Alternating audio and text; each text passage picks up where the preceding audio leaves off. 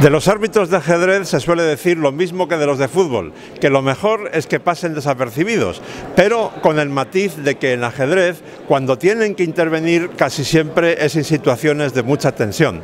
Yo creo que es muy interesante saber cuál es realmente el trabajo de un árbitro, qué hay detrás de esa imagen aparentemente muy tranquila de un árbitro sentado toda la tarde, parece que no hace nada, pero en realidad es un factor imprescindible. Y para hablar de ello tenemos a un árbitro realmente de gran prestigio, es español, es Josu Mena, tiene una enorme experiencia en torneos importantes y aquí no es un árbitro, digamos, uno más, es encargado de sector, es decir, tiene una responsabilidad añadida a las de los árbitros normales. Josu, buenas tardes. Hola, buenas tardes, Leoncho. Intenta explicarnos lo mejor que puedas, ¿cuál es la tarea de un árbitro? Me imagino que en gran parte será preventiva, es decir, que antes de que empiecen las partidas tenéis que hacer una serie de cosas rutinarias pero importantes, ¿no? Sí, digamos que la labor del árbitro, bueno, tiene dos aspectos, ¿no? Uno, como dices, que es antes de las partidas prepararlo todo para que, bueno, las condiciones de juego sean las ideales, que es nuestro objetivo, que los jugadores se puedan dedicar a jugar sin ser distraídos ni molestados por nada.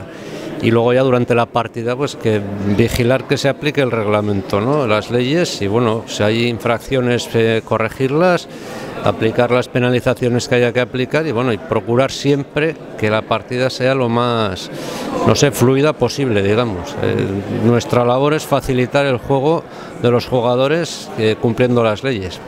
Luego le preguntaré a Josu sobre algunos momentos particularmente, digamos, delicados o tensos que haya tenido en su vida. Pero ahora, en esta Olimpiada, Josu, se está hablando mucho, hay una polémica tremenda por los pasillos por la famosa tolerancia cero. Hemos visto algunos casos, digamos, especialmente dramáticos, ¿no? La niña ruandesa de 11 años que pierde porque no encontraba su mesa, llega unos minutos tarde y pierde.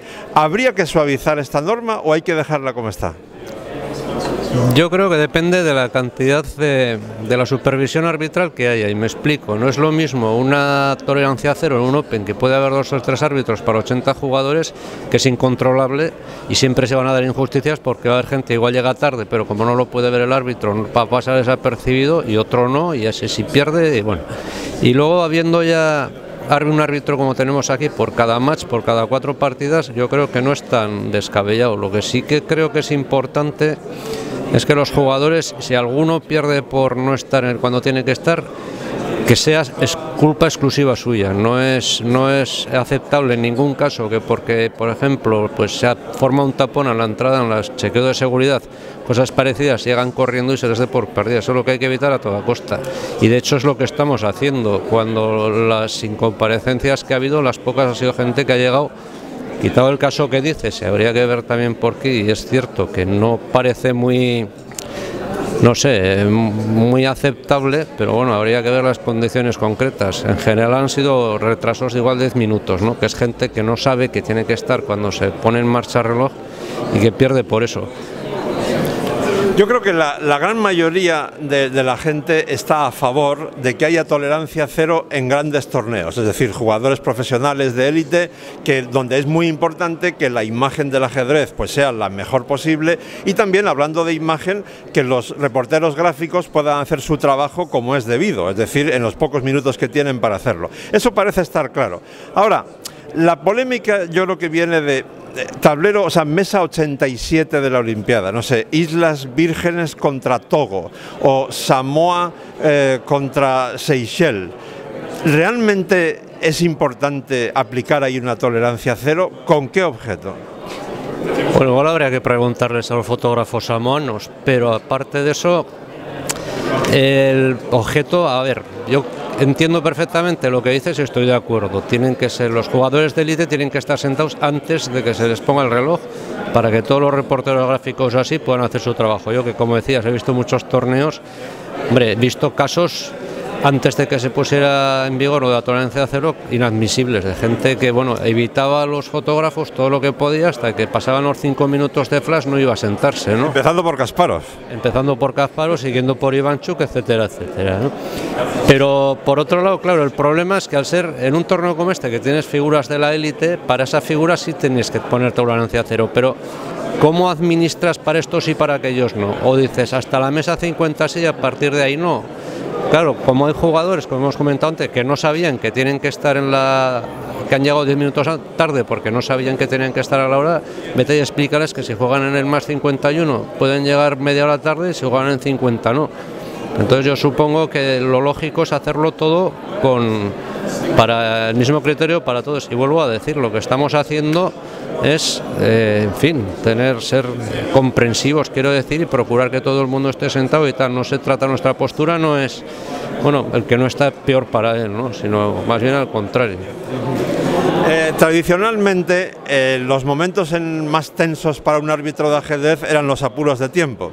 Pero ahora, al menos en ajedrez clásico, con los incrementos, parece que eso se ha suavizado. No sé si eso es verdad o todavía puede haber momentos de mucha tensión en apuros de tiempo. No, eso es verdad en general, vaya, efectivamente ya no hay apuros, no sé, no se dan casos de igual tener que hacer 20 o 30 jugadas en un minuto, como he llegado a ver yo, ¿no? Y además acabando con un mate, pero al tener 30 segundos esto relaja mucho y se puede seguir con mayor tranquilidad, pero sí que sean situaciones de tensión, igual no tantas como antes, es cierto, pero sí que se dan. También me gustaría decir una cosa aquí, antes la gente tenía esos apuros y hasta cierto punto estaba acostumbrada, cosa que ahora no está. Es verdad que hay menos tensión, pero la situación, que sea mucho más llevadera que antes, genera más tensión de la que generaría la misma situación antes.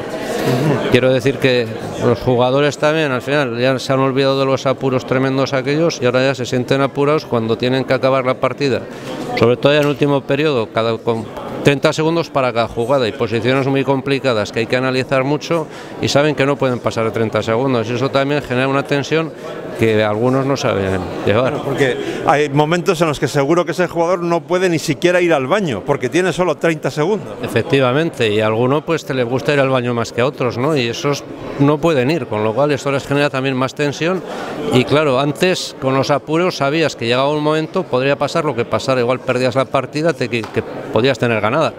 Pero había una marca, ¿no? Una frontera. Ahora no, ahora la partida tú sabes que puedes seguir, igual tienes una urgencia que te tienes que aguantar, porque no... En todo caso, y sobre todo en el ajedrez rápido, puede haber momentos de tensión realmente enormes para un árbitro. Entonces, un árbitro tiene que tener entre sus cualidades la sangre fría y la psicología. ¿Tiene que ser un buen psicólogo? Por supuesto, y eso te lo da también, bueno, aparte de lo que pueda ser uno, ¿no? Pero te lo da la experiencia, pero es fundamental, o sea... yo creo que el 80%, no sé, igual exagero, pero más del 50% del secreto de un buen arbitraje es precisamente la sangre fría, el trato a los jugadores, el saber descargar la tensión de una situación muy tensa, porque en situaciones como esas, como encima, en fin, cargues tú más y provoques más tensión, pues puede explotar de cualquier forma. No voy a dejar que te marches, Josu, sin contarme por lo menos alguna de esas situaciones de extrema tensión que tú hayas vivido como árbitro, donde, bueno, tú veías que realmente no era nada fácil, que podías tener un problema, ¿no?, estando ahí como árbitro. Pues la verdad es que me pones en un brete, porque situaciones, aparte de lo que comentaba antes de los apuros de tiempo estos bestiales, bueno, pues la referencia que he hecho ahora fue una partida en el Open de Mallorca, del 86 pudo ser, de la GMA, en una partida entre Polugayeski y Mario Gómez, pues que acabó así, en un minuto, hicieron 20 jugadas y además acabando el mate, ¿no? Pero bueno, situaciones también de tensión, bueno, son innumerables, tampoco recuerdo ahora ninguna concreta, ¿no? Pero es que tampoco te puedo decir una situación concreta que haya acabado con un problema terrible, porque si la ha tenido no la recuerdo. Pero francamente. Un poco en ese Polugayeski y Mario Gómez, ¿qué pasaba? ¿Las piezas salían por el aire, daban golpes al reloj? Daban golpes al reloj, estaba toda la sala tensa, casi tanto como ellos, y sí, por supuesto, las piezas, bueno, lo hicieron bastante bien, ¿no? Pero las que se iban tomando o comiendo, las que salían del tablero no se quedaban precisamente al lado del tablero, sino que iban bastante más lejos. ¿Sí? ¿Y qué pasa si en ese momento uno de los dos, al golpear el reloj, lo tira de la mesa? ¿Qué haces tú? Pues recogerlo y bueno, pedirle iba a decir amonestarle, tampoco es una amonestación formal, porque también hay que, vuelvo a lo de antes, hay que tener en cuenta que es fruto de la tensión y hay que ver también en el momento la situación que está haciendo el rival y tal. Pero claro, si él va al suelo por un golpe que le ha dado el otro, la verdad es que es un golpe un poco excesivo y eso te lo prohíben las leyes, ¿no? Bueno, ya ven ustedes, si de repente quitásemos todos los árbitros de los torneos de ajedrez, seguramente esto sería el caos, sobre todo en una Olimpiada. Muchas gracias, Josu. Gracias, León. Suerte, hasta pronto, luego nos vemos con más entrevistas.